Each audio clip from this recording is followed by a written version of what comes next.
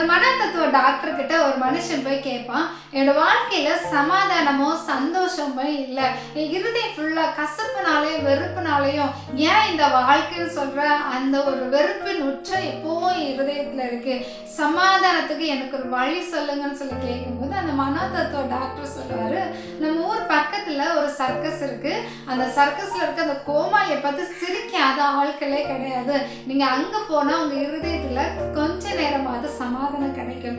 அப்ப அந்த மனுஷன் சொல்லுவான், அந்த கோமாளியே நான் தான் டாக்டர் அப்படின்னு. அப்ப அந்த டாக்டர் பிரமிச்சு போய் பாப்பாராம், வாழ்க்கையில எல்லாரையும் சிரிக்க வைக்கிறீங்க, எல்லாருக்கும் ஏதோ ஒரு உதவி செய்யறதுனால சந்தோஷப்படுறீங்க, யாருக்கோ ஒருத்தங்களுக்கு ஒத்தாசை பண்றதுனால உங்க உள்ளத்துல ஒரு சமாதானம் வருகிறது போல இருக்கு, உங்க உள்ளத்துல ஒரு தனிப்பட்ட வாழ்க்கையில உங்களுக்கு ஒரு சமாதானம் இல்லாத சூழ்நிலைகளை இருப்பீங்க அப்படின்னா ஆண்டவர் சொல்றாரு, வருத்தப்பட்டு பாரம் சுமக்கிற எல்லாரும் என்னிடத்தில் வாருங்கள், நான் உங்களுக்கு இளைப்பாறுதல் தருவேன். ஸோ ஆண்டோடைய பாதத்துல தான் இளைப்பாறுதல் உண்டு, ஆண்டோடைய பாதத்துல தான் சமாதானம் உண்டு, ஆண்டவர் தான் உங்களுக்கு சமாதானத்தை கொடுக்க முடியும். உங்க இருதயத்தில் இருக்கிற எல்லா கசப்பு, எல்லா வெறுப்பு, எல்லா விதமான சஞ்சலத்தையும் எடுத்து போட்டு உங்க உள்ளத்துல ஒரு தெய்வீக சமாதானத்தை தேவன் உங்களுக்கு கட்டளையிடுவாங்க.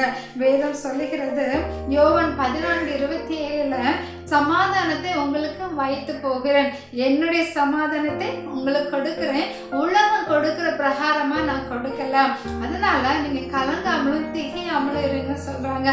ஆண்டவர் இந்த நாட்கள் உங்களை பார்த்து சொல்றாங்க, நீங்க கலங்காதீங்க, திகையாதீங்க, சோர்ந்து போகாதீங்க, என்னுடைய சமாதானத்தை உங்களுக்கு கொடுக்கிற. அந்த சராசரங்களை உருவாக்குன ஆண்டவர் சொல்றாரு, என் சமாதானத்தை, என்னுடைய சமாதானத்தை நான் உங்களுக்கு கொடுக்குறேன்னு சொல்லியிருக்கிறாங்க. தெய்வீக சமாதானம் இந்த நாட்கள் உங்க இருதயத்தை ஆட்களும். பல நிம்மதியை தூங்கி பல நாட்கள் ஆயிடுச்சுன்னு சொல்லி கலங்கி போயிருக்கிறீங்களா, உங்களுக்கான சமாதானம் ஆண்டுடைய பாதத்துல இருக்கும். ஆண்டோட சமூகத்துல உங்களை ஒப்பு கொடுங்க.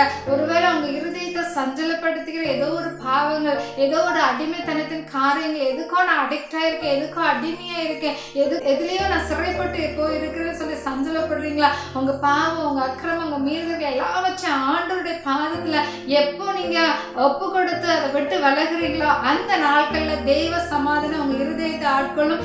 எது குறிச்சும் கவலைப்படாதீங்க, கர்த்தர் உங்களோட கூட இருக்கிறார். ஆமென்.